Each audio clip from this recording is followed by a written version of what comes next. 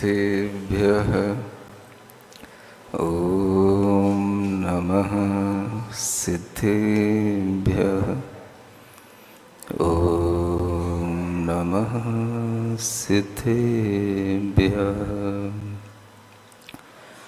ओकारं बिन्दुसंयुक्तं नित्यं ध्यायन्ति योगिनः कामदं मोक्षदं चैव ओंकाराय नमो नमः।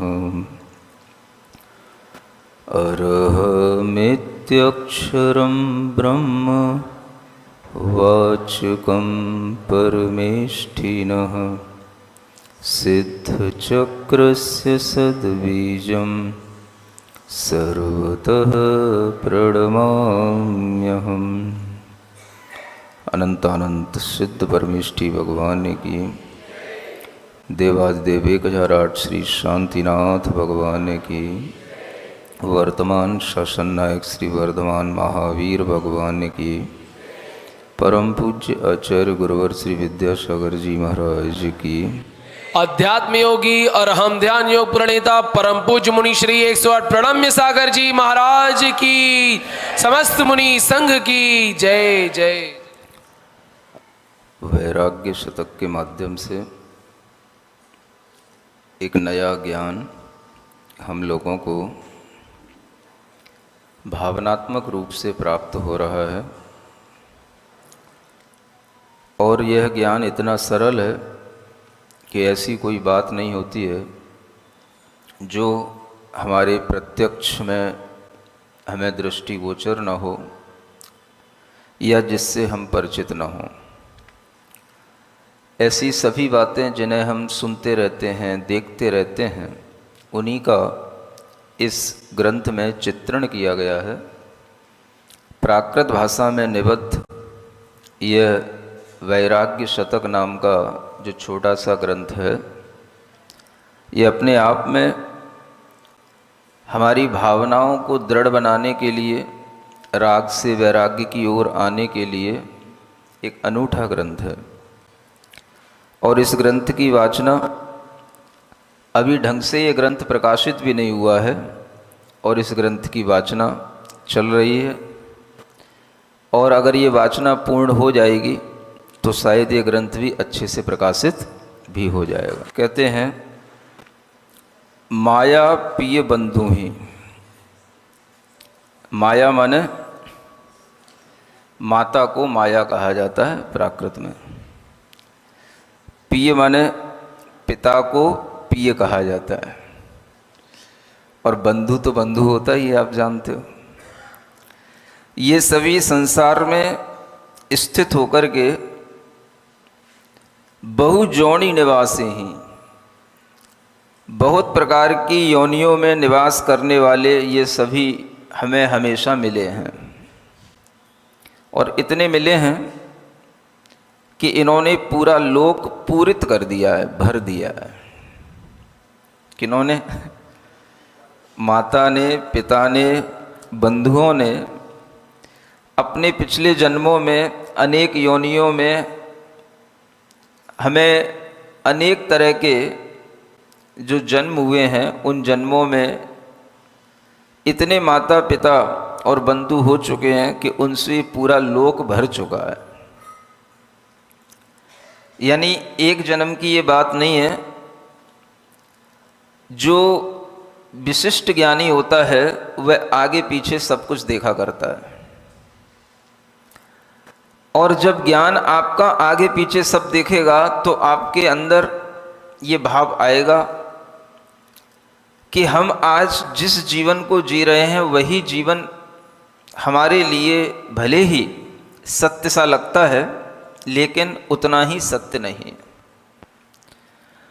इस जीवन में हम जो अपने माता पिता बंधुओं के साथ रह कर के उनकी शरण में रहते हैं और ये समझते हैं कि ये हमारे लिए शरण है, इस भ्रम को तोड़ने के लिए यहाँ पर कहा जा रहा है कि हम ऐसे अनेक बंधुओं को पिछले जन्मों में अपना चुके हैं इतनी माताएं हमारी हो चुकी हैं, इतने पिताएं इस जीवात्मा के हो चुके हैं कि अगर उन सब की गणना की जाए, उनकी संख्या का अंदाज़ा लगाया जाए तो ये लोक पूरा का पूरा भर जाए। इस लोक में कोई ऐसा जीव ना दिखे जिसके साथ हमारा कोई पहले ऐसा संबंध ना हुआ हो। हर जीव के साथ में हमारा माता पिता बंधु का संबंध भी हो चुका है। संबंधों में ही हम संतुष्ट होकर के शरण ढूंढने लगते हैं। और यहाँ अंत में कहते हैं नयते ताणम च शरणम च, वे सब तुम्हारे लिए कभी भी शरण नहीं हुए, न हो पाएंगे। हमें लगता है कि ये सब हमारे लिए शरणभूत हैं, किंतु आप देखते हो आपके लिए शरणभूत कौन दिखाई देता है? जब आप बड़े हो जाते हो, आपके बच्चे छोटे होते हैं, तो बच्चों को लगता है कि माता पिता मेरे लिए शरण है। लेकिन जिन बच्चों के पिता के भी पिता होते हैं, तो वो पिता जो बीच में हैं, वो पिता देखें अपने पिताओं के लिए कि हम अपने पिता की शरण में हैं कि वो पिता हमारी शरण में है। नहीं समझे? जब वो पिता थे, आपका बच्चे की तरह पालन करते थे, तब लगता था उनको भी ये मेरी शरण में है, और आपको भी लगता था कि हम उनकी शरण में हैं। अब जब वो वृद्ध हो गए और आपके भी बच्चे हो गए, तो अब आपको लगता है कि ये मेरा बच्चा तो मेरी शरण में है, लेकिन अब हम अपने पिता की शरण में नहीं रहे, पिता हमारी शरण में आ गए, क्योंकि अब हमें पिता की देखभाल करनी पड़ती है। पिता अस्वस्थ हो गए, वृद्ध हो गए, घर में उठने बैठने के लायक नहीं रहे, तो अब पिता के लिए ये नहीं लगता कि बेटा मेरी शरण में है। सुन रहे हो कि नहीं? अब क्या हो जाता है? अब बेटा को लगता है पिता की शरण अगर हमें मिलेगी तो इसी रूप में मिलेगी, और शरण का मतलब होता है रक्षा करने वाला। अब पिता पुत्र की रक्षा नहीं करेगा, अब पुत्र पिता की रक्षा करेगा। अब उस शरण में भी हमें लगता है कि ये शरण है, क्योंकि एक घर बन जाना भी शरण होता है। घर में रहकर के भी हम अपने आप को सुरक्षित महसूस कर लेते हैं, और जैसे घर में रहकर के हमें सुरक्षा महसूस होती है, वैसे ही घर के अपने जो बंधुजन होते हैं, अपने पुत्र आदि होते हैं, उनसे हमें अपनी सुरक्षा महसूस होती है। यह सुरक्षा महसूस होना, सुरक्षित वातावरण में रहना, इसे हमें दो दृष्टियों से देखना चाहिए। एक दृष्टि होती है व्यवहार की दृष्टि, और एक दृष्टि होती है परमार्थ की दृष्टि। ये बात ठीक है कि जब कोई व्यक्ति खुले आकाश में पड़ा होगा तो उसके लिए कुछ भी शरण नहीं है, लेकिन जब आप चार दीवारी में बंद होकर के किसी स्थान पर रहते हो, रुकते हो, शयन करते हो, तो आपके लिए लगता है कि हम सुरक्षित स्थान पर हैं। आप खुले में नहीं सो सकते हो, कभी भी बरसात आ सकती है, कभी भी आपके लिए किसी भी तरह की बिजली आदि गरजने की आवाजें आ सकती हैं। खुले में आप सोओगे तो आपको लगेगा कि हमारे लिए कोई भी सुरक्षित स्थान नहीं है। और सतना में तो कभी भूल के भी मत सोच लेना कि हमें खुले में सोना है। इतने मच्छर कि इस छत पे सोओगे तो दूसरी छत पे पड़े मिलोगे।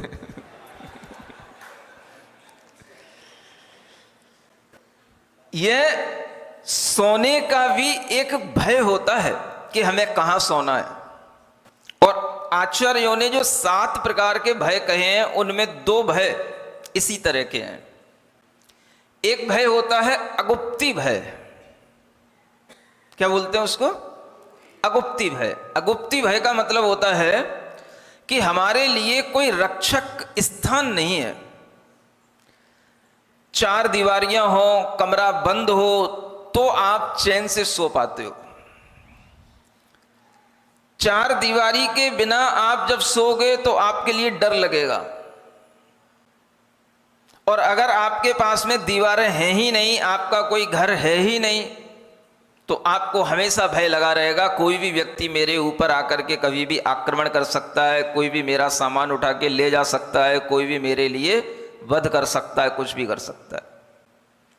ये बात अलग है कि जो प्लेटफॉर्म पर लोग सोते हैं उनके पास कुछ ऐसा नहीं होता है कि कोई उठा के ले जाए, लेकिन आप प्लेटफॉर्म पर नहीं सो सकते हो। आप खुले स्थान पर सुरक्षित होकर के नहीं शयन कर सकते हो। तो आपके लिए जो ये भय लगता है कि हमें ऐसा स्थान चाहिए जो थोड़ा सा कवर्ड हो, जिसमें अंदर से लॉक लग जाए, ये किस लिए आता है ये भाव? ये आता है अगुप्ती भय के कारण से। गुप्ती का मतलब होता है कोई भी प्राकार, दीवारें, किला, ऐसा गुप्त स्थान जहां पर हम बैठने के बाद में शयन करने की स्थिति में आ सकें। अगर मान लो आपके लिए दीवारें ही चाहिए, और अगर आपको कभी ऐसे स्थान पर पहुंचा दिया जाए जहां दीवारें तो हैं, तीन तरफ से ढका हुआ है और एक तरफ से केवल खुला हुआ है, और उस पर भी चलो कुछ ना कुछ लगा दिया जाए, बंद कर दिया जाए, तो भी कुछ स्थान ऐसे होते हैं जहां आपको नींद नहीं आ सकती। तारंगा गए हो कभी? कभी जाना तारंगा की गुफाओं में जाना, वहां की धर्मशालाओं में नहीं जाना। कहां जाना? वहां गुफाएं हैं, उन गुफाओं में शेर रहते हैं, और हर गुफा में शेर नहीं रहते हैं, लेकिन वो किसी भी गुफा में शेर कहीं बैठा हुआ मिल सकता है। वो गुफाएं बहुत सारी हैं, नहीं समझे? और आप कभी घूमने निकल गए, आपको वो गुफा खाली दिख गई। अब मैंने अगर आपको बता दिया है कि उस गुफा में कभी भी शेर आ सकता है, तो आपके लिए अब वहां पहुंचने के बाद में, उस गुफा में देखने के बाद में अपने आप याद आ जाएगा, महाराज ने कहा था दिन में तो 10 लोगों के साथ चले जाओगे, कोई कह देगा अभी यहां पे कोई शेर नहीं है, चले जाओगे, रुक जाओगे, देख लोगे। अगर कोई ये भी कह दे कि अभी यहां पर शेर नहीं है, आप निश्चिंत रहो, और फिर भी आपसे कह दे कि आप यहां रात में रुक जाओ, आप उन गुफाओं में सो नहीं सकते हो। कोई नहीं है वहां पर, कोई नहीं आ रहा है, लेकिन फिर भी आपके मन में एक भय रहेगा, अगर कोई आ गया तो। और रात कोई 2, 5, 10 मिनट की तो होती नहीं है, और अगर आप रात्रि में वहां पर रुक गए, सो गए, तो सोने के उपरांत भी आपको वहां नींद नहीं आ सकती है, क्योंकि आपको खटका लगा रहेगा। अगर कहीं घूमते घामते कोई बाघ, कोई शेर आ गया, तो सुबह हम यहां नहीं मिलेंगे उसके पेट में ही मिलेंगे। ये भय आपके लिए सोने नहीं देता, और इसी भय को आचार्यों ने कहा अगुप्ती भय। ये अगुप्ती भय के कारण से हमें लगता है कि हमें एक ऐसी जगह मिलना चाहिए जहां पर हमें कुछ शरण मिल जाए, सुरक्षित स्थान मिल जाए। तो हम उस अगुप्ती भय को दूर करने के लिए ही एक अपना अच्छा सा मकान बनाते हैं। उस मकान में एक बाहर का दरवाज़ा अलग होता है, अंदर के कमरे अलग होते हैं, कमरे के अंदर का बेडरूम अलग होता है, उसके अंदर का लॉक अलग होता है, और वो सब कुछ खिड़कियां, सब कुछ उसके दरवाजे जब सुरक्षित महसूस करते हैं, तब हम वहां पर शयन कर पाते हैं। इसका नाम है अगुप्ती भय से भयभीत रहना। सुन रहे हो? संसारी जीव कभी भी अगुप्ती भय को जीत नहीं सकता है। अगुप्ती भय को जीतने वाले वही लोग हो सकते हैं जो गुफाओं में लेटने की हिम्मत रखते हो, गुफाओं में सोने की ताकत रखते हो। अगुप्ती भय का मतलब जब हमारे लिए इस तरह से आ जाता है, तो ये व्यवहारिक दृष्टि से ये भय हमें पीड़ित करने लग जाता है। अब जिस तरह से ये भय हमारे लिए भय है, उसी तरह से अगर मान लो एक बड़ा घर है और उस घर में 10 कमरे हैं, और उन 10 कमरों में कोई रहने वाला नहीं है, आप एक अकेले व्यक्ति हो। सुन रहे हो? सो जाओगे तब भी आपको नींद आना मुश्किल हो जाएगी। पहले घर में ऐसा होता था कि घर के लोग कहीं रिश्तेदारी में चले गए, कभी अचानक कभी ब्याह बारातों में जाना पड़ गया या किसी की गमी हो गई वहां जाना पड़ गया। अब सब बच्चों को एक साथ लेकर के नहीं जा सकते। मान लो बच्चा एक है और बच्चे के लिए स्कूल है, कुछ है, तो माता पिता चले गए। अब बच्चे को अकेले घर में रहना जरूरी भी है, तो माता पिता व्यवस्था करके जाते, बेटा अकेला नहीं रह पाएगा तो क्या करेगा, तो किसी पड़ोसी के बच्चे से कह जाते या पड़ोसी में किसी व्यक्ति से कह जाते या कोई चाचा ताई ताऊ से कह जाते वहां सो जाना। घर बड़ा है, अकेला बच्चा सो नहीं पाता है, तो अकेले में सो पाना भी मुश्किल है और खुले में सो पाना भी मुश्किल है। ये दोनों चीजें हमें अलग अलग रूप से बता रही हैं कि हमारे अंदर भय बहुत सारे रहते हैं। सुन रहे हो? भयों की कोई कमी नहीं है, और ये सभी भय व्यवहारिक भय हैं। कमरा होना चाहिए, हमारे साथ में भी कोई सोने वाला होना चाहिए, और उस सोते समय पर भी अगर कहीं उस कमरे में कोई छिपकली दिख गई तो बेटियां तो सो ही नहीं सकती हैं। सबसे ज्यादा डर बेटियों को लगता है तो किससे लगता है? छिपकली से। पूछ लो इनसे। सांप निकल जाए तो बहुत बड़ी बात होती है, तो छिपकली से डरती हैं। अगर वहां से कहीं सांप भी निकल के चला गया हो तो उस स्थान पर सोने में भी आफत हो जाती है। एक बार बिहार में थे हम, राजस्थान में, और एक स्कूल में हमें वहां रोक दिया गया, और जहां रोका वहां पर शाम को जब लोग थोड़ी देर के लिए रुके और उन्होंने वहां पर जब तक वो तख्त पाटा वाटा लगाया तो वहां पर एक सांप जो है उस कमरे के अंदर, मतलब उस दीवार और दरवाजे के बीच में छिपा हुआ था, और वहां से किसी ने देख लिया कि यहां पर सांप है और वो सांप भागा। फिर लोगों ने उसको बाहर निकाल लिया और बाहर निकाल करके उससे पकड़ भी लिया, दूर तक ले भी गए। अब वहीं पर अपने को रुकना है और कोई जगह तो है नहीं है, स्थान एक ही है, कमरा एक ही है, बाहर भी खुला हुआ पड़ा हुआ है, घास फूस पड़ी हुई है, गांव का स्थान है। भैया एक तो निकल गया, कहीं दूसरा हो तो कहीं छिपा हो तो किसको पता है। रात में अंधेरा है, लाइटें हैं नहीं है, और रात्रि निकाल ली है। समझ आ रहा है? ये जब स्थितियां बनती हैं तब समझ में आता है कि हमारे अंदर भय है कि नहीं है। अब भाई सो जाओ, जो होगा सो देखा जाएगा। कई बार ऐसा हो जाता है। अभी तुम्हारे बिहार में भी, सतना में आते आते भी रास्ते में एक स्कूल मिला था। समझ आ रहा है? और उस स्कूल में भी मतलब बाहर बैठे तब तक ठीक था, अचानक से बारिश होने लग गई, पानी आया, लोगों ने पाटा समेत अंदर कर दिया। अब वहां पर एक गिरगिट था, थोड़ी देर बाद एक गिरगिट दिखाई दिया। किसी ने बताया कि बगल वाले कमरे में सांप है। समझ आ रहा है? और वो था, वास्तव में था। एक बच्चा था वो पनागर का, चंदू। तो वो देख करके ऐसा डरा कि उसका बैग उसी कमरे में पड़ा हुआ था, वो बैग तक लेने नहीं जा रहा था। तो बुलाया उसने लोगों को जो और साथ में चल रहे थे, भाई बैग तो उठवा ले। अब बैग उठाने कौन जाए? बहुत बड़ा सांप है, बहुत मोटा सांप है, मैंने देखा है। अब जहां सांप है वहां पर जाना, और उस स्थान से किसी भी स्थान पर वो सांप पहुंच गया है, उस दरवाजे तक पहुंचना भी अपने आप में भय का कारण है।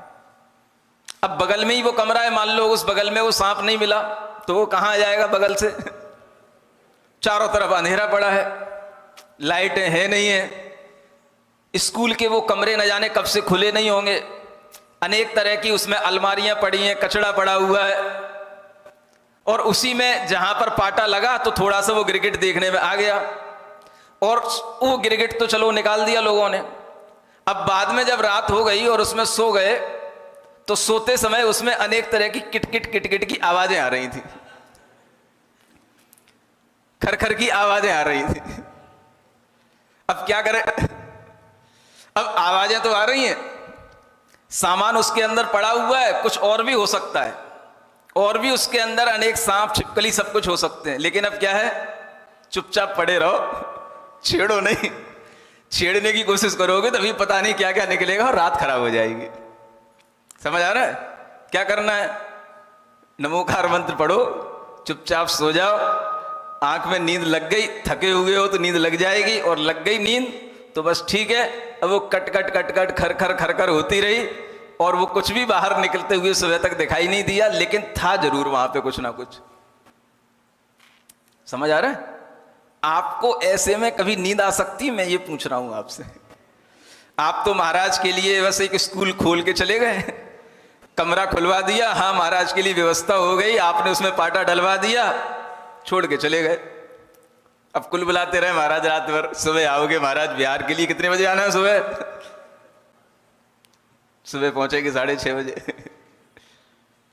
ऐसी स्थितियां कई बार बनती हैं, और इन स्थितियों में ही भय देखा जाता है, भय को जीता भी जाता है। चीजें देखते हुए जानते हुए भी उसे इग्नोर करना पड़ता है, नहीं तो आपके लिए कभी भी भीतर से चैन नहीं उत्पन्न हो सकता। और इन्हीं प्रकार के भयों को जीतने का नाम अगुप्ती भय होता है। हमारी रक्षा करने वाला कौन है, स्थान सुरक्षित नहीं है, इसका नाम है अगुप्ती भय। और जब यह अगुप्ती भय सामने आ जाता है तो एक दूसरा भय जो होता है अत्राण भय, उसको कहा जाता है अत्राण भय। क्या बोलते हैं उसको? वो होता है मनुष्यों संबंधी, माने आपस के लोगों संबंधी। अगुप्ती भय हो गया कि हम ऐसे स्थान पर नहीं सो सकते हैं जो स्थान बिल्कुल खुला हुआ हो, हम वहां नहीं रह सकते हैं, तो हमने कमरे बना लिए, कमरे के अंदर कमरे बना लिए। अब कमरे बनने के बावजूद भी एक भय लगता है कि अत्राण भय उसका नाम है, कि माने अब हमारे लिए यहां पर कोई अगर आपत्ति आ गई तो रक्षा करने वाला कोई व्यक्ति तो है ही नहीं, हम अकेले। तो उस बच्चे के लिए जो भय लगता है, या बड़े के लिए उस बड़े घर में रह करके अकेले भी जो भय लगता है, उसका नाम है अत्राण भय। तो इन भयों को जीतना होता है, और जो इन भयों को जीतता है वही भीतर से वीर बनता चला जाता है। अत्राण भय, अगुप्ती भय। अब ये भय आपके सामने आए, ये भय भी व्यवहार से हैं। हम अपने लिए किसी भी तरह की रक्षा चाहते हैं, शरण चाहते हैं, तो हमें ऐसा लगता है जब हमारा अपना घर होगा, हमारे अपने लोग होंगे, तो हमारी रक्षा हो जाएगी। होती भी है, लेकिन इतना सोचना मात्र ही हमारे लिए पर्याप्त नहीं होता है, उसके लिए यहां बताया जा रहा है। क्या ये वास्तव में आपके लिए शरण है? इन शरणों के साथ में भी रहते हुए आपके लिए कभी कभी लगता है कि नहीं, कि मैं अभी भी सुरक्षित नहीं हूं, ये भी मेरे लिए शरण नहीं है। ये भीतर से स्वीकार करने का नाम है कि परमार्थ से हमारे लिए कोई भी शरण नहीं है। जो भी भाई बंधु, दीवालें, मकान, ये सब हमारे लिए शरण तो हैं, लेकिन ये सब कैसे हैं? व्यवहार से हैं। व्यवहार का मतलब काम चलाने के लिए हैं, सामान्य से हैं, लेकिन आत्मिक दृष्टि से देखा जाए तो ये हमारी आत्मा के लिए कोई शरण नहीं है। इन सबके रहते हुए भी, इन सबके बीच में स्थित होकर के भी हमारे लिए आपत्तियां आ जाती हैं और कोई भी हमें बचा नहीं पाता है। तब आपके लिए याद आता है कि हमें अब कोई बचाने वाला नहीं है। इसलिए आचार्य कहते पहले से ये मान लो कि हमें वास्तव में कोई बचाने वाला नहीं है, तो हमारे लिए ये चीजें वास्तविक शरण नहीं है। घर है, मकान है, चार दीवारियां हैं, ताले हैं, दरवाजे हैं, सब कुछ है, बाहर गार्ड भी खड़े हुए हों, सुरक्षा के सारे कवच आपके पास में हों, तब भी आचार्य कहते हैं ये सब कोई भी परमार्थ से हमारे लिए शरण नहीं है। कितने ही नेता लोग इस तरह की सुरक्षाओं के बीच में घिरे हुए रहते हैं, हजारों हजारों कमांडो भी बने रहते हैं उनके साथ में, लेकिन जब किसी व्यक्ति को कुछ करना होता है और उसे अपना निशाना साधना होता है तो उन सब के बीच में भी वो अपना निशाना साध लेता है। इंदिरा गांधी का मरण ऐसे ही हुआ, राजीव गांधी का मरण ऐसे ही हुआ। आप देखते हो कि व्यक्ति किसी भी तरह की स्थिति में हो, लेकिन उसके लिए ये सब सुरक्षाएं शरण नहीं है। ये बताने का नाम ही है कि आपकी दृष्टि में ये सब शरण व्यवहार से होनी चाहिए। अरे भाई, ये सब काम चलाऊ बातें हैं, एक सुरक्षित स्थान नींद लेने के लिए जरूरी है, लेकिन वास्तव में ये सब शरण मेरी आत्मा के लिए शरण नहीं है। हो सकता है कि इनसे मेरी कुछ शरीर की रक्षा हो जाए, लेकिन मेरी आत्मा के लिए ये कोई वास्तव में निर्भयता प्रदान करने वाली चीजें नहीं है, शरणभूत नहीं है। इस विचार में आपके लिए क्या दिक्कत आती है? जब हम कहें कि हमारे पास में हमारे घर के लोग हैं, हम सुरक्षित हैं, चलो ठीक है कह लेना, किससे हैं? व्यवहार से हैं। एक दूसरी दृष्टि कौन सी है? परमार्थ की दृष्टि, वास्तविकता की दृष्टि जिसे बोलते हैं। तो उस वास्तविक दृष्टि से जब आप समझो तो आपके अंदर एक समझ और पैदा हो जानी चाहिए, वास्तव में कोई किसी की रक्षा करने वाला नहीं होता है। अगर रक्षा ही करने वाला होता तो हम उसी घर के फर्श पर क्यों फिसल करके गिर जाते और हड्डी टूट जाती और हमें कोई बचाते हुए भी नहीं बचा पाता। सामने सामने हम गिर पड़ते हैं, सामने सामने लोग देखते रह जाते हैं और गिरने के बाद में हमारी हड्डी टूट जाती है, हम अपाहिज से बेड पर पड़े रह जाते हैं। कौन बचा पाता है हमें? जब हमारे ही घर में किसी भी तरह का कोई उपद्रव हो जाए, कोई चोर आ जाए, डकैत आ जाए, अचानक से कोई भी हमारे सिर पर आकर के बंदूक रख दे, तलवार लगा दे, कौन बचाने आएगा आपको? सामने कमरे में लोग देख भी रहे हो या लोगों को पता भी हो और सबकी जान पर जान लगी हुई हो, तो आपको बचाने कौन आएगा? फिर पहले कौन बचाएगा किसको? सोचो। अगर घर में इस तरह के कोई उपद्रवी लोग आ जाएं और सबके लिए उसमें लग रहा हो कि जैसे ही हमने दरवाजा खोला बंदूक गोली हमारे ऊपर चल जाएगी, और आपको लग रहा है कि कोई बच्चा है जो आंगन के किसी कोने में है, उसे हमें बचाना है, कौन बचाने निकलेगा उसको? बताओ। इशारा भी करना आपके लिए मुश्किल हो जाएगा।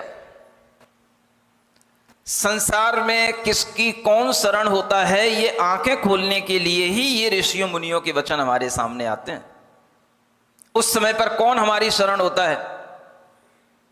तो आपका किया हुआ धर्म ही आपके लिए शरण होगा और कोई शरण नहीं होगी।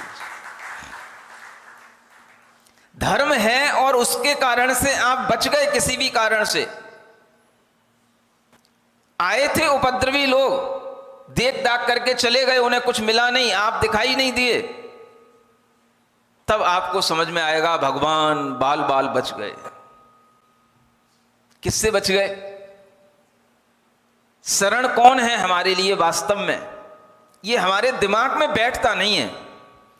जब उपद्रव आते हैं, उन उपद्रवों से अगर हम बच गए तो हम थोड़ी देर के लिए कह लेते हैं हाँ भगवान हम बाल बाल बच गए, लेकिन हम कभी भीतर से महसूस नहीं करते कि वास्तव में धर्म ही हमारा रक्षक है, धर्म ही हमारा इसलिए शरण है।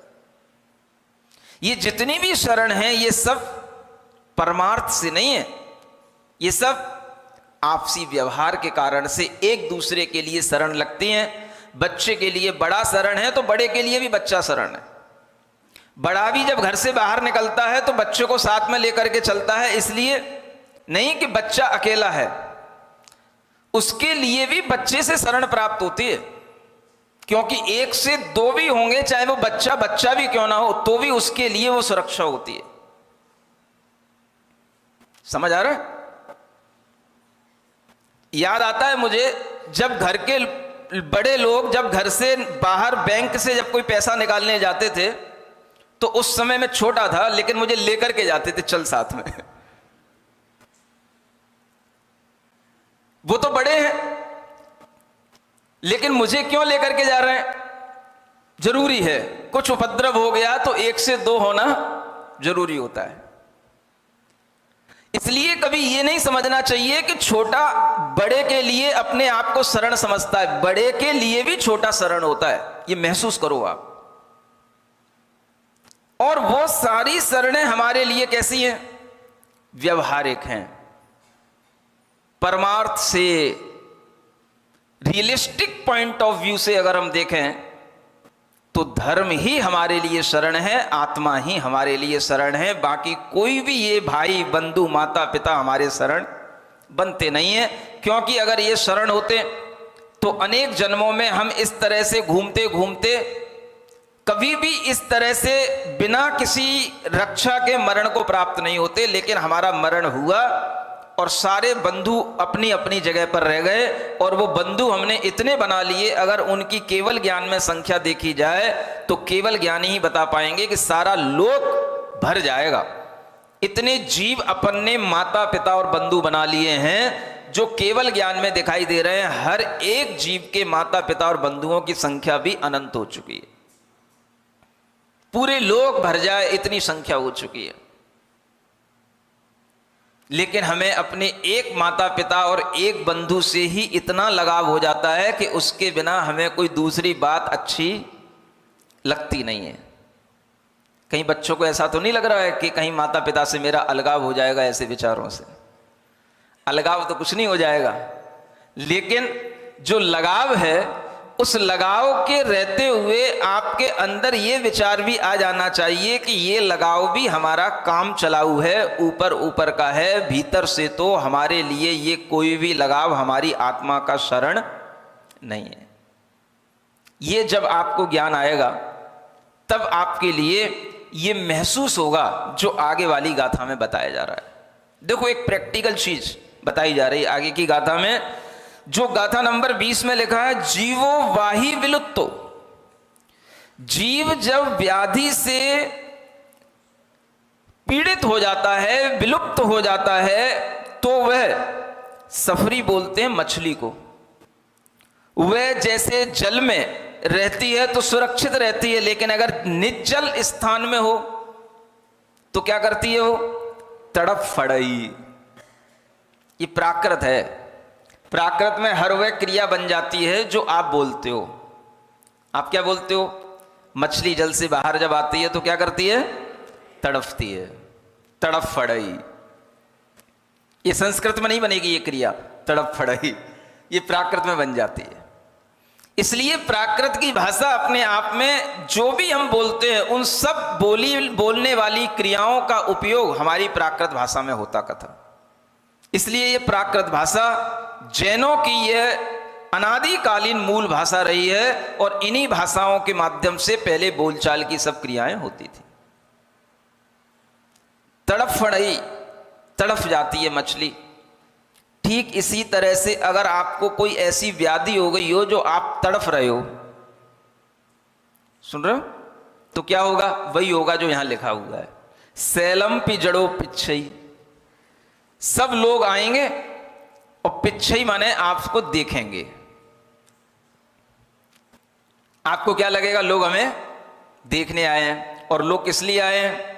वो ये देखने आए हैं कि आप कितना तड़फ रहे हैं। सभी लोग आएंगे, एक भी नहीं बचेगा। दूर दूर का भी रिश्तेदार होगा, बस आप तड़पते रहो। और जितना ज्यादा तड़फोगे और जितनी देर तक तड़फोगे, उतने ही वो लोग भी आ जाएंगे जो आपके नाना के, फूफा के, पापा के, ताऊ के, बच्चों के जितने भी रिश्तेदार थे सब आ जाएंगे धीरे धीरे करके। क्योंकि उन्हें पता पड़ेगा वो इतने दिन से तड़फ रहे हैं, वो इतने दिन से तड़फ रहे हैं, तो उनके पास वो मैसेज बहुत देर तक पहुंचेगा। जो जितने दूर के रिश्तेदार होंगे तो वो सब भी धीरे धीरे आपके पास आ जाएंगे, एक भी नहीं बचेगा। आपको देखने आए हैं वो, आपकी सिंपैथी के कारण से। ऐसा आपको लगता है देखो हमारे प्रति कितने लोगों की सिंपैथी है कि लोग हमें देखने आते हैं, लेकिन आपको पता है कि वो लोग क्या देखने आते हैं? आपकी स्थिति क्या है, आप कैसे पड़े हो, आप कैसे तड़फ रहे हो, आपको कैसे पीड़ा हो रही है, वो देखने आते हैं। उस देखने से उन्हें दुख होता है या सुख होता है वो तो उनकी मानसिकता के ऊपर है, लेकिन यहां आपको सिर्फ इतना समझना है, को सक्को वेणा विगमे, उस वेदना के विगम माने दूर करने के लिए कौन समर्थ है? को सक्को, कौन समर्थ हो पाता है? अभी कल ही किसी ने एक फोटो मोबाइल से दिखाया, आशीर्वाद दिलवाया, कहने लगा महाराज ये एक 18 साल की बच्ची है और इसको ऐसी जगह पर कैंसर हो गया है कि जहां पर डॉक्टर उसको ऑपरेट भी नहीं कर सकते, और इसका कैंसर 4 महीने पहले डिटेक्ट हुआ है, ना वहां पर ऑपरेशन हो सकता है ना सर्जरी हो सकती है, कुछ कीमो आदि की प्रक्रिया चल रही है, लेकिन अब डॉक्टर कह रहे हैं कि इसे अब बचाना मुश्किल है और ये 4th स्टेज पे पहुंच चुका है। 18 साल की बच्ची है, समझ आ रहा है? अब क्या होगा? यही होगा जो यहां लिखा हुआ है। अब जब उसके अंदर कैंसर की पीड़ा होगी, उसके शरीर में जब पानी बनेगा, उसे कुछ खाते हुए नहीं बनेगा, उसके शरीर में वह कैंसर का दर्द जब फूटेगा, वह जब तड़फेगी, तो सब लोग देखेंगे। आप देखना कैंसर पीड़ित जो पेशेंट होता है वह अंत समय में कितनी उसके लिए वेदना होती है, और उस वेदना में कोई डॉक्टर किसी भी तरह की दवाइयां देकर के उसकी वेदना शांत नहीं कर सकता है। बस एक ही तरीका होता है कि बस उसे बेहोशी की गोलियां दे दी जाए, इसके अलावा और कोई तरीका नहीं होता है। और बेहोशी होना, मार देना एक ही बात है। वो जब अपनी पीड़ाओं से जीव खुद गुजरता है तो उसके लिए सामने घर के लोग उसे हाथ पैर वो पटकेगा, आप उसके हाथ पैर को रोकेंगे, सिर वो पटकेगा, आप उसके सिर को रोकेंगे, लेकिन उसके सिर को रोक करके भी, उसके हाथ पैर को रोक करके भी आप उसके भीतर की वेदना को कम 1% भी नहीं कर पाएंगे, और उसकी वेदना उसे ही सहन करनी पड़ेगी, और सारे लोग सामने खड़े होंगे, लेकिन वह कोई भी उसकी वेदना को दूर करने में कुछ भी समर्थ कोई भी दिखाई नहीं देगा। जब डॉक्टर भी समर्थ नहीं होता, कोई दवाइयां उस समय पर काम नहीं करती, कोई इंजेक्शन काम नहीं करते, उस जीव के लिए जो पीड़ा होती है वो असहनीय होती है। ऐसे एक नहीं कई केस देखे गए, असहनीय पीड़ा से उसे गुजरना पड़ता है, और उस समय पर वही गाथा याद आती है, को सक्को वेणा विगमे।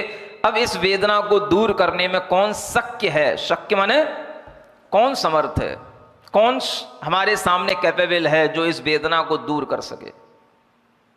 कोई नहीं दिखाई देता। उस समय पर आपको यह आभास हो जाए कि वास्तव में ना ये बड़ा महल हमारे लिए शरण है, ना घर के दरवाजे हमारे लिए शरण हैं, ना घर के बंधु हमारे लिए शरण हैं, ना माता पिता हमारे लिए शरण हैं। अब हमारे लिए शरण कौन है?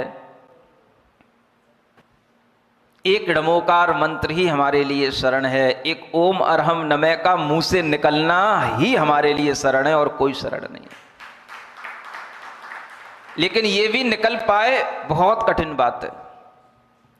तड़फन हो रही हो, व्यक्ति पीड़ा को सहन नहीं कर पा रहा हो, और आप उससे कहो णमोकार बोल ले, ओम अरहम बोल ले, उसकी मानसिकता नहीं बनेगी और वह कभी बोल भी नहीं पाएगा।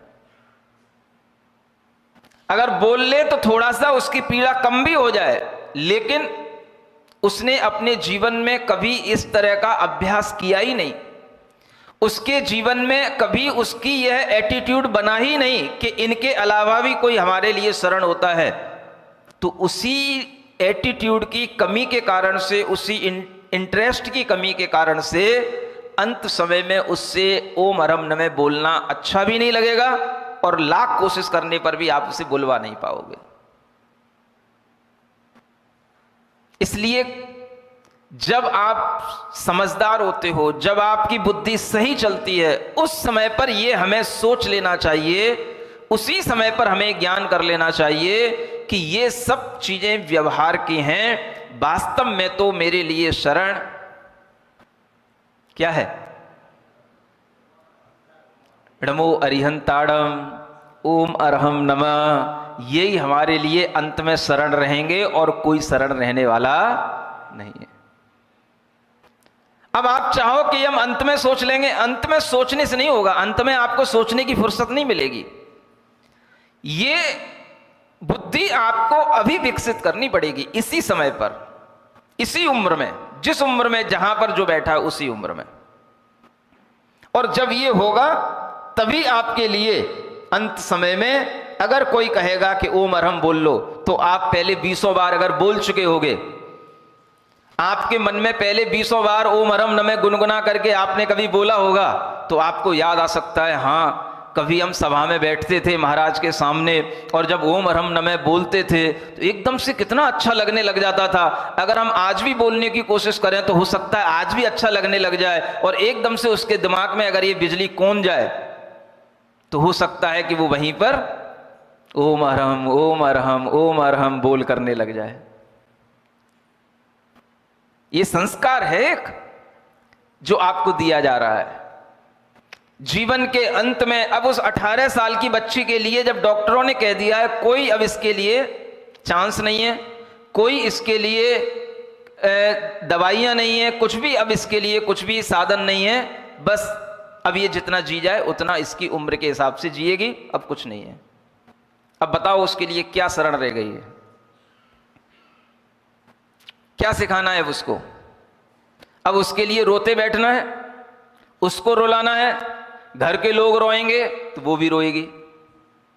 18 साल की बच्ची कितनी सी होती है, घर के लोग रोएंगे वो भी रोएगी, और वो भी रोएगी तो दुखी होगी और घर के लोग भी दुखी होंगे। अब घर के लोगों में इतनी हिम्मत होनी चाहिए कि वो रोए ना और उस बच्ची को कहें बेटा वास्तव में अपने लिए इस संसार में ऐसे अनेक जन्म अनेक दुख मिले हैं, अपने लिए वास्तव में कोई शरण नहीं है, अपने को धर्म की शरण में जाना है। आंख बंद करके अपने को ओम अरहम नमः नमो अरिहंताड़म नमो सिद्धाड़म करना है।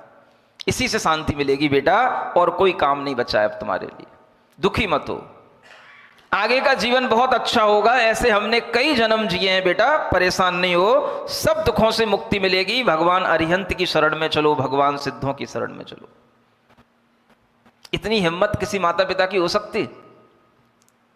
अगर नहीं होगी तो आप भी मोहित थे, उसको भी मोहित करेंगे, आप भी दुखी थे, उसको भी दुखी करेंगे। अंततः कुछ भी ना आपका भला होगा ना उसका भला होगा। समझ आ रहा है? इसलिए ये गाथाएं अभी आपको लग रहा हो हमारे कोई काम की नहीं है, मैं कहता हूं आज से तैयारी करोगे तभी ये अपने काम की आगे बनेंगी और दूसरे के काम की भी आगे बनेंगी। आज से ही इन गाथाओं को समझना शुरू करोगे तो हम दूसरे को भी तभी समझा सकते हैं जब हमारे अंदर भी कोई इस तरह की समझ हो, तो नहीं तो क्या समझाओगे बताओ? ऐसी स्थिति में आचार्यों को कहना पड़ता है मां जानसी जीव तुमम, हे जीव तुम ये मत जानो कि ये सब पुत्र हैं, कलत्र हैं, माने स्त्रियां हैं, ये सब तुम्हारे लिए सुख के हेतु हैं, ये सब तुम्हारे लिए सुख के कारण नहीं है। न्यूनम बंधन मेयम, ये सब तुम्हारे लिए निपुण बंधन हैं, माने बड़े गाढ़े बंधन हैं। संसारे संसरंताणम, संसार में संसरण करने वाले जीवों के लिए ये सब बंधन होते हैं। आप जब तक इन बंधनों में बंधे रहेंगे आप मोह बढ़ाएंगे, मोह बढ़ाएंगे तो संसार बढ़ाएंगे।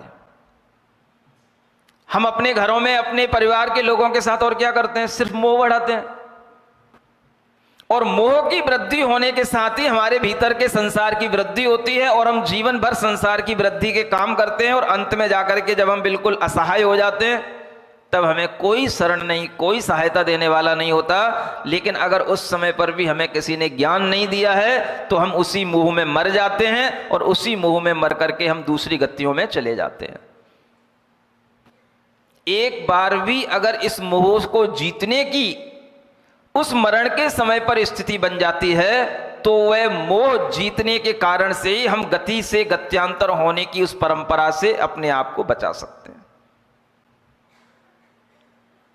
आपसे अभी कहा जाए कि ये आपके लिए शरण नहीं है, ये आपके लिए सुख के हेतु नहीं है, तो हो सकता है कि आपको बुरा लग जाए, लेकिन आपको यहां पर आपका पास्ट भी दिखाया जा रहा है, आपको आपका फ्यूचर भी दिखाया जा रहा है। अब वर्तमान में अगर आप गाफिल हो तो आपका फ्यूचर भी फिर इसी तरह से गाफिल होकर के निकलेगा। भविष्य में ये सुख के हेतु आपके लिए नहीं बनेंगे, ये पहले से आपको पता होना चाहिए। और अगर सुख के हेतु हैं तो फिर वो कौन सी दृष्टि से? उसी दृष्टि से, व्यवहार दृष्टि से। कौन सी दृष्टि से सुख के हेतु हैं सब? बोलो, बोलते नहीं बन रहा, अंदर से आवाज नहीं आ रही, मन नहीं कह रहा कि हम कुछ कहें ऐसा है। कौन सी दृष्टि से? एक दूसरे से मिल गए, दांत खिल गए, मुंह खिल गया, गले मिल गए, कौन सी दृष्टि से ये सब हमारे लिए सुख के हेतु हैं? व्यवहार दृष्टि से। परमार्थ से तो अगर हम सुखी हैं, हमारे भीतर साता वेदनी का उदय होगा तो हम सुखी होंगे, तो ही हमें सुख मिलेगा, अन्यथा दूसरों के गले मिलने से हमें कोई सुख मिलने वाला नहीं है। ये विचार नहीं आ सकता। एक जो काम हम अनादिकाल से करते आए हैं वो तो कर ही रहे हैं, लेकिन उसके साथ में एक दूसरी दृष्टि के साथ में अगर हम चलना शुरू करें तो हमारे लिए क्या हानि पड़ रही है? सिर्फ आपको ज्ञान ही तो दिया जा रहा है, आपके अंदर एक विचार डालना है। परमार्थ की दृष्टि से ये कोई हमारे लिए सुख के कारण नहीं है। परमार्थ माने वास्तविक दृष्टि से, और हमने इस व्यवहार को ही वास्तविक मान लिया है। बस यही हमारा सबसे बड़ा मोह कहलाता है। विपरीत बुद्धि इसी का नाम है।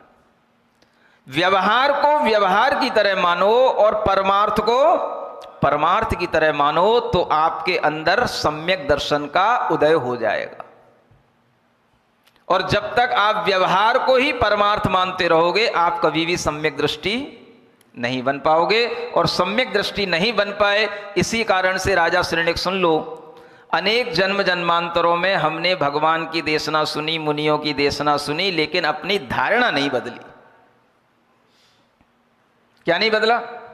धारणा नहीं बदली। अपने भीतर, अपने अंदर कोई भी अपने विचारों में, अपने ज्ञान में हम परिवर्तन नहीं लाए। व्यवहार को व्यवहार की तरह देखो। तुम्हारी त्रिशला, तुम्हारे घर के लोग जितने भी हैं, ये सब क्या है? पत्नी भी है तो व्यवहार से है, परमार्थ से तो कोई हमारी पत्नी हो सकती क्या? आपको डर लग रहा होगा, महाराज आप क्या बोल रहे हो? परमार्थ से माने अब आपको वास्तव में वो क्या कोई हमारी पत्नी हो सकती है? नहीं समझ में आया? अब ये वास्तव शब्द भी छोटा पड़ जाएगा। अब जो वास्तव का मतलब वही वास्तव जानता है जो आपस में व्यवहार में चलता है, तो ये वास्तव वो वास्तव नहीं है जो हम, उससे इसका वास्ता नहीं है। ये वास्तव शब्द अलग है। और इस वास्तव शब्द का ज्ञान आपको तभी होगा जब आप आत्मा की ओर दृष्टि रखने वाले होंगे, आत्मा के बारे में विश्वास करने वाले होंगे। परमार्थ की दृष्टि से माने वास्तविक दृष्टि से देखा जाए तो कोई हमारी पत्नी नहीं, कोई हमारा बेटा नहीं, कोई हमारी बेटी नहीं। और ये जितने भी बेटा बेटी हैं सब किससे हैं? बोलो तो, डर लग रहा है सबको बोलने में। बेटों को भी लग रहा है, बेटों के पिता भी बैठे हैं उनको भी लग रहा है? बोलो, आज इसी को बुलवाते हैं।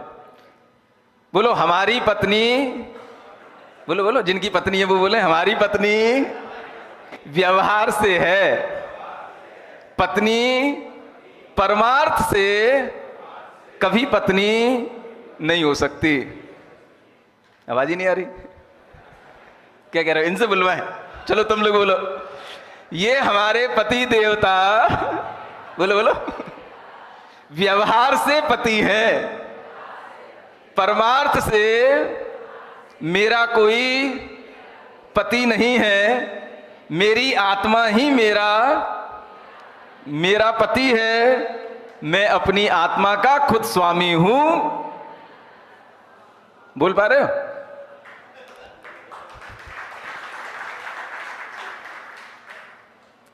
ये ज्ञान कब घुसेगा तुम्हारे जहन में? क्यों हम अपने अंदर इतने ब्लॉकेज डाले हुए हैं कि हम इतना ज्ञान देने के बावजूद भी आप उसको लिए प्रवेश नहीं कराने देते हैं? समझ आ रहा है? और जब तक ये ज्ञान प्रवेश नहीं करेगा तब तक आप संसार में संसरण ताणम, संसरण करते रहेंगे। आप जीवों की कोई भी रक्षा करने वाला नहीं होगा। इसलिए ये जान लो, व्यवहार से हमारे लिए ये सब भाई बंधु शरण हैं, लेकिन परमार्थ से तो मेरे लिए केवल धर्म ही शरण है, गुरु ही शरण है, और नमोकार जैसे महामंत्र ही हमारे लिए शरण है, ओम अरहम जैसे मंत्र ही हमारे लिए शरण है, और कोई भी शरण नहीं है। ये जब आपके जहन में बैठेगा तब आपको लगेगा कि वास्तव में राजा श्रेणिक बनने के बाद भी वह राजा श्रेणिक मुनि महाराज के समक्ष बैठा बैठा रो रहा है। आज तक बहुत दिन हो गए ना, आपको याद नहीं आई राजा श्रेणिक की? देखो इतना रो रहा है कि ऊपर से आकाश भी रोने लग गया है, आसमान भी रोने लग गया, आवाज आने लगी। इतना उसने पश्चाताप किया, यशोधर मुनि महाराज के समक्ष बैठ करके इतना रोया, भगवान मैंने इतना बड़ा अनर्थ कर लिया, अब ये पाप का बंद हो गया, अब ये कैसे मैं इस पाप के बंद से अपनी आत्मा को बचा पाऊंगा? इसका फल भोगने के लिए मैं नरक में जाऊंगा, उस नरक से मैं अपने आप को कैसे बचा पाऊंगा? और वो वास्तव में उसके लिए उस समय पर नरक आयु का बंद हो गया। उसे महसूस होने लगा कि मैंने बहुत बड़ा दुष्कृत्य कर लिया, जो इतने बड़े तपस्वी मुनि महाराज के ऊपर हमने इतना बड़ा उपद्रव किया, उपसर्ग किया, लेकिन मुनि महाराज उसके प्रति बिल्कुल पॉजिटिव हैं। अब उसको समझा रहे हैं कि बेटा कोई बात नहीं, जो हो गया वो तो हो गया, तुम्हारी आत्महत्या करने से तुम्हारा पाप तुमसे नहीं छूट जाएगा, एक बड़ा पाप और तुम्हारे सिर चढ़ जाएगा। तो ये तो कभी सोचना ही नहीं। अब क्या करें? तो उस पाप को काटने के लिए अपनी बुद्धि को ठीक रखो।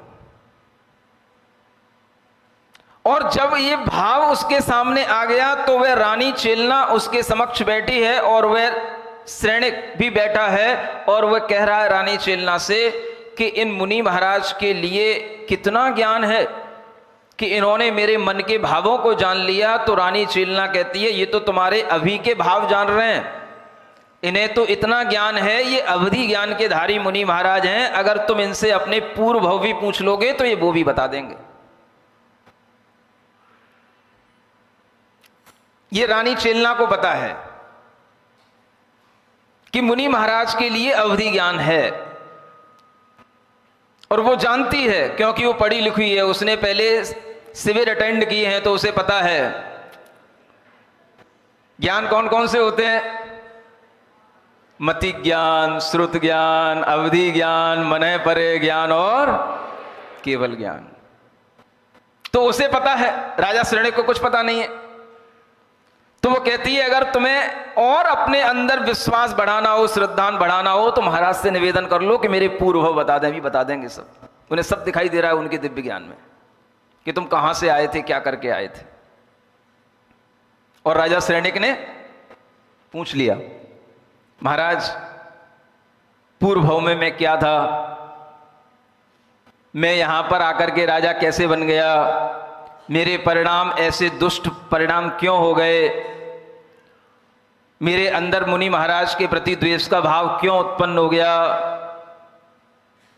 तो उन अवधि ज्ञानी यशोधर मुनि महाराज ने उस राजा श्रेणिक के प्रश्न पूछने पर उसे उसके पूर्व भव के बारे में बताना शुरू कर दिया। अब शुरू तो अभी नहीं कर सकते ना, लेकिन शुरू हो गई है बात। अगर बात आज शुरू हो गई है तो कभी ना कभी शुरू हो ही जाएगी। शुरुआत तो करो एक बार। किसकी? राजा श्रेणिक के पूर्व भव की कहानी सुनने की। व्यवहार से ये मेरा बेटा नहीं है कि है? इसकी शुरुआत करो, कहानियां तो चलती रहेंगी। समझ आ रहा है? एक शुरुआत अगर आपके अंदर होगी तो बात आगे अपने आप बढ़ती चली जाएगी। जो भी अपने बंधु हैं, माता पिता हैं, रिश्तेदार हैं, उन सबको देख करके क्या सुनना, क्या समझना, ये सब हमारे व्यवहार से हैं। आत्मा का वास्तव में कोई रिश्तेदार होता है क्या? पत्नी आत्मा की होती है कि शरीर की होती है?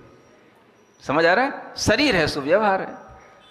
सब रिश्ते व्यवहार से चलते हैं। वास्तव में परमार्थ से हमारी आत्मा का न कोई मित्र है, न कोई बंधु है, न कोई माता है, न पुत्र है, न स्त्री है। इस बात की शुरुआत अगर हो जाएगी तो आगे राजा सिरण्यक की कहानी भी आपको बहुत अच्छे ढंग से समझ में आ जाएगी। शुरुआत तो हो ही गई कहानी की। पूर्व भव में राजा सिरण्यक की क्या दशा थी, वो क्या थे, इस बात की भी जानकारी आपको मिल जाएगी, क्योंकि बात शुरू होनी चाहिए सिर्फ। और राजा सिरण्यक ने यशोधर मुनि महाराज के पास अपनी बात शुरू कर दी है। अब अंत समय में ये बात शुरू नहीं की जा सकती है, इसलिए आपको आज ये शुरुआत कर लेनी है कि जितने भी हमारे ये संबंध हैं ये सब हमारे लिए वास्तविक शरण नहीं है। दिमाग में पहुंच रहा है कि नहीं? और इस तरह से जब हम इस वैराग्य की बातों को थोड़ा थोड़ा समझेंगे तो कुछ ना कुछ तो इस आत्मा के अंदर दीपावली तक घुस ही जाएगा। ऐसी भावना करते हैं, भगवान से प्रार्थना करते हैं, घुस जाएगा। हाँ, और दीपावली से पहले ही घुसेड़ना पड़ेगा, क्योंकि दीपावली पर तो बस केवल आप दीप लेकर के खड़े हो जाओगे। जब आप बैठे होगे तो बरसात बाहर से भी हो रही होगी और भीतर से भी हो रही होगी। आपका पहले शरीर तो कई बार बरसात से भीगा होगा, लेकिन मन को भिगोने के लिए आपको ऐसे 10 लक्षण शिविर में एक बार जरूर अपनी एंट्री करानी होगी।